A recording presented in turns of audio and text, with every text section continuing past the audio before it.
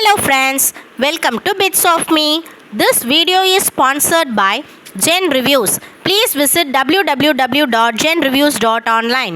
இன்னைக்கு நம்ம சீரக சம்பா சிக்கன் பிரியாணி எப்படி செய்கிறதுன்னு பார்க்கலாம் வாங்க. அதுக்கு மசாலா ரெடி பண்ணிக்க போகிறோம். ஒரு பெரிய வெங்காயம், கொஞ்சம் புதினா, ஒரு 4-5 பல்லு பூண்டு, கொஞ்சம் இஞ்சி, 2 பச்சை மிளகாய், 1 டீஸ்பூன் சோம்பு எல்லாத்தையும் நைஸாக பேஸ்ட் மாதிரி நல்லா அரைச்சிட்டு வந்துக்கலாம். நல்லா அரைச்சிட்டு வந்தாச்சு. இது தனியாக இருக்கட்டும்.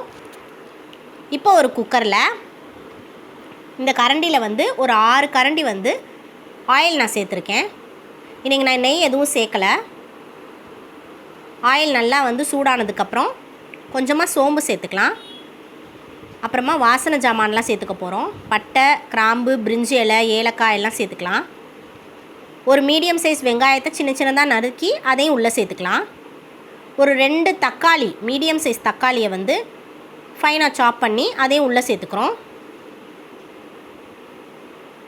தக்காளி வதங்கிறதுக்கு கொஞ்சமாக உப்பு ஆட் பண்ணிக்கலாம்.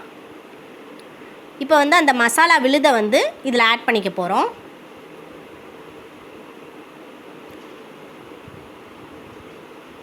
அப்புறம் எண்ணெய் பிரிஞ்சு வந்ததுக்கப்புறம் கொஞ்சமாக சில்லி பவுடர் ஆட் பண்ணிக்கலாம். ஒரு 1 டீஸ்பூன் சில்லி பவுடர், ஒரு 1 டீஸ்பூன் வீட்டிலையே அரைச்ச பிரியாணி மசாலா ஆட் பண்ணிக்கலாம். இப்போ சின்ன மீடியம் சைஸ் துண்டில் வெட்டின சிக்கனை நம்ம ஆட் பண்ணிக்கிறோம். ஓகே, சிக்கன் இப்போ ஒரு நல்லா எண்ணெய் பிரிஞ்சு வந்துருச்சு. இப்போ கொஞ்சமாக தயிர் இதில் சேர்த்துக்கலாம். நல்லா சிக்கன் சாஃப்டாக வேகிறதுக்காக. குக்கர் மூடியை மூடி ஒரு விசில் விட்டு இறக்கிடலாம். ஓகே, நல்லா ஆயில் நல்லா ஓரத்துலலாம் பிரிஞ்சு வந்துருச்சு. சிக்கனும் நல்லா வெந்திருக்கு. இப்போ ஸ்டவ் ஆன் பண்ணி இதில் 700 கிராம் அரிசிக்கு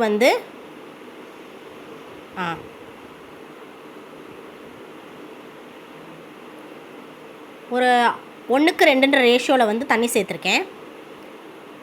கொஞ்சமாக உப்பு ஆட் பண்ணிக்கலாம். உப்பு பத்தலை. இப்போ இதில் பொடியாக நறுக்கின கொத்தமல்லி இலை, புதினா இலை அதையும் ஆட் பண்ணிக்கிறோம். நல்லா கொதி வந்துருச்சு. இப்போ இந்த ஸ்டேஜில் ஒரு 15 மினிட்ஸ் தான் ஊற வச்சுருக்கேன் இந்த அரிசி. இப்போ இந்த சீரக சம்பா அரிசியை உள்ளே ஆட் பண்ணிக்கிறோம். கொஞ்சம் கூட தண்ணி இருக்கக்கூடாது, இல்லைன்னா கொல கொலன்னு ஆயிரும்.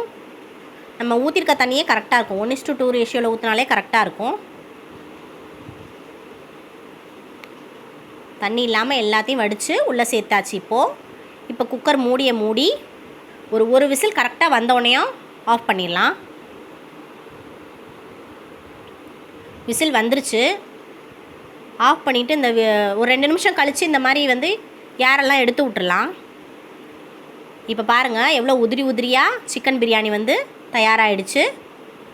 இப்போ நம்ம அழகாக ஹாட் பாக்ஸில் எடுத்து வச்சு சர்வ் பண்ணிடலாம். தேங்க்ஸ் ஃபார் வாட்சிங். Please like and subscribe. Thank you.